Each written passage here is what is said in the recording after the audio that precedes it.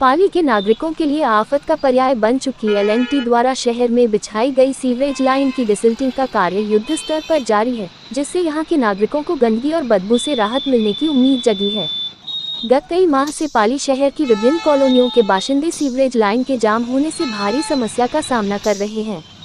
Ramdev road क्षेत्र में तो कई दिनों तक सड़क पर घरों के सामने सीवरेज का दुर्गंधयुक्त पानी जमा रहा, जिससे कॉलोनी वासियों का घर से बाहर निकलना भी दूभर हो गया था। आखिरकार यह मामला सतर्कता समिति में जाने पर कलेक्टर के हस्तक्षेप से अब कहीं जाकर इस समस्या के समाधान के प्रयास प्रारंभ हुए हैं। नगर परिषद आयुक्त के अनुसार करीब 40 स्थानों पर चौक हुई सीवरेज लाइन से सिल्ट, मलबा, प्लास्टिक एवं मड निकालने के लिए एल&टी ने गाजियाबाद से 5 करोड़ की लागत की सुपर सकर मशीन मंगवाई है। इस मशीन से विभिन्न स्थानों पर चौक हुई सीवरेज लाइन की सफाई की जा रही है, ताकि आमजन को राहत मिल सके।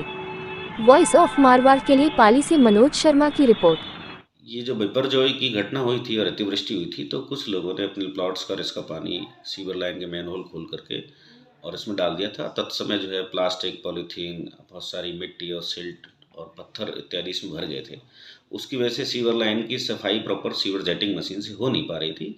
तो ऐसे स्थानों को हमारे द्वारा सर्वे कराया गया। करीब 40 एक स्थान शहर में चिन्हित किए गए हैं जहाँ पर सिल्ट भरा हुआ है, और वो सिल्ट जब तक भरा रहेगा तब तक सीवर जेटिंग मशीन जो है वो उस पर प्रभावी नहीं रहेगी। इसके लिए गाजियाबाद से एल&टी के माध्यम से हमने एक सुपर सकर मशीन मंगाई है, जिसकी कीमत लगभग 5 करोड़ रुपया है। उन 40 एक स्थान का एक प्लान बना करके लो लाइंग एरिया से मीडियम लाइंग और हाई लाइन एरिया तक एक प्लान बना करके और डिसिल्टिंग का काम कराया जा रहा है, जिसमें से मड, मिट्टी, मलबा और प्लास्टिक, पॉलीथीन, इन सबको जो है हटाया जा रहा है। जब ये सारा फ्लो इसमें से सिल्ट हट जाएंगे तो सीवर लाइन का फ्लो प्रॉपर बन पाएगा, और ये जिस तरीके से रक्त की धमनी और सिराएं चलती हैं उस तरीके से ये पानी का फ्लो बनेगा, और सीवर की जो समस्या है वो बहुत कुछ जो है वो सॉल्व होने लगेगी। पाली में आपदा के बाद जो सीवर लाइनों की जो स्थिति थी, इस मामले को लेकर हम जन अभियोग सतर्कता समिति में जिला कलेक्टर जी के पास गए थे।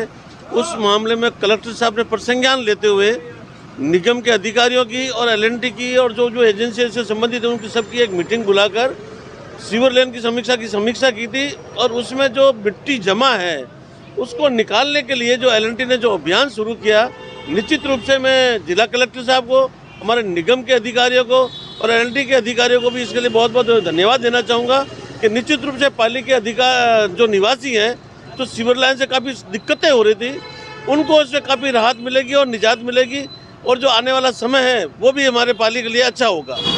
पाली की शहर की एक सबसे बड़ी समस्या थी सीवरेज की समस्या, जिसमें जो छोटे छोटे गलियों के पानी जो सीवरेज के मार्फत मेन लाइन पे आता था। मेन लाइन ट्रंच जो है वो काफ़ी डैमेज हो चुकी थी और काफ़ी उसमें मील, धूल, मिट्टी वगैरह जमा हो रखी थी। तो ये सुपर सॉकर मशीन जो एल&टी ने अभी जो मंगवाई है पाली शहर को इस समस्या से निजात दिलाने के लिए, अच्छी बात है। इससे सारा डस्ट वगैरह जो भी होगी, गंदगी वगैरह जो भी मलबा होगा वो सोख लेती है ये।